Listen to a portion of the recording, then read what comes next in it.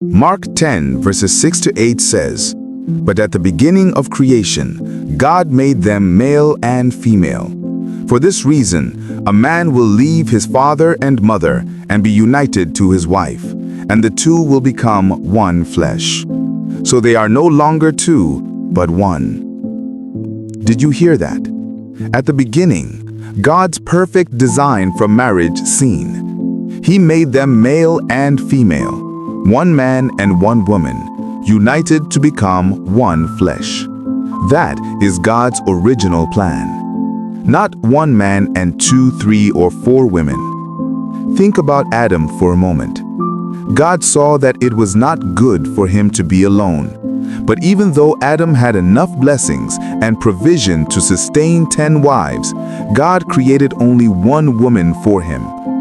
If God had wanted polygamy to be his design, wouldn't he have created multiple women for Adam? Reflect on that for a moment. Genesis 2 verse 22 and 24 also says, "Then the Lord God made a woman from the rib he had taken out of the man, and he brought her to the man. That is why a man leaves his father and mother and is united to his wife, and they become one flesh." Notice the Bible says a woman, not women. It says his wife, not his wives. God's pattern has never changed.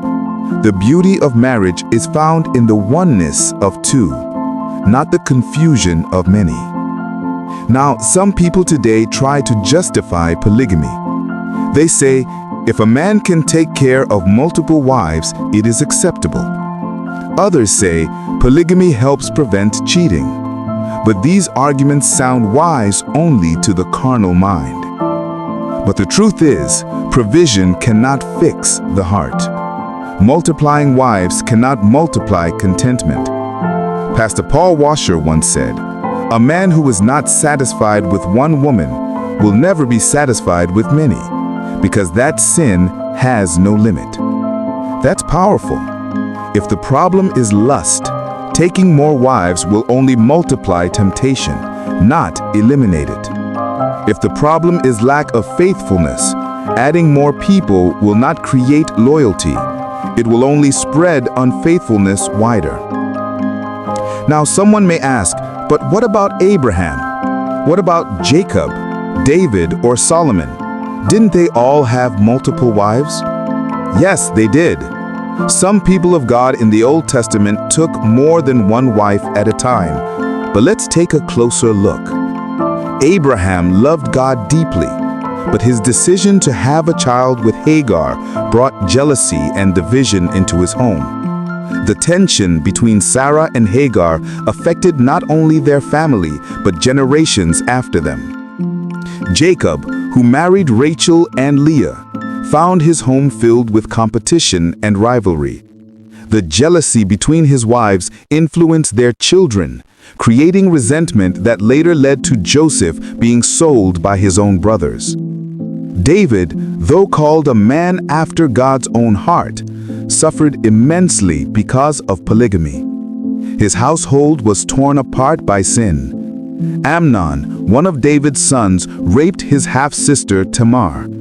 Absalom, Tamar's full brother who shared the same father with Amnon, killed Amnon in revenge for dishonoring his sister. And later, Absalom rose up against his own father. The result? Pain, death, and brokenness.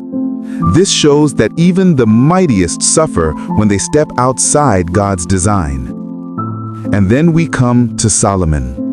Scripture says in 1 Kings 11 verses 1, 3, and 4, "King Solomon, however, loved many foreign women besides Pharaoh's daughter, Moabites, Ammonites, Edomites, Sidonians, and Hittites. He had 700 wives of royal birth and 300 concubines, and his wives led him astray." The verse 4 says, "As Solomon grew old, his wives turned his heart after other gods, and his heart was not fully devoted to the Lord his God, as the heart of David his father had been." Imagine that. Solomon, the wisest man who ever lived, lost his devotion to God because of his many wives. If wisdom could make polygamy work, Solomon would have succeeded. Someone may object and say, but if Solomon had only married Israelite women, maybe they wouldn't have turned his heart to idols. That sounds reasonable, but it misses the heart of the issue. The problem was not simply that Solomon married foreign women. The problem was that he multiplied wives against God's command, and his heart became divided. In Deuteronomy 17, verse 17, God had already warned the kings of Israel, saying, "He must not take many wives, or his heart will be led astray." God didn't say he must not take many foreign wives. He said he must not take many wives. Now, some people quote 2 Samuel 12, verse 8, where God said to David, "I gave your master's house to you, and your master's wives into your arms. I gave you all Israel and Judah, and if all this was too little, I would have given you even more." Does that mean God permitted David to marry more wives? Absolutely not. That statement was not permission, it was a rebuke. God was saying, "David, I already blessed you with everything you needed: power, honor, riches, and glory. If you had wanted more, I would have blessed you my way, not through sin."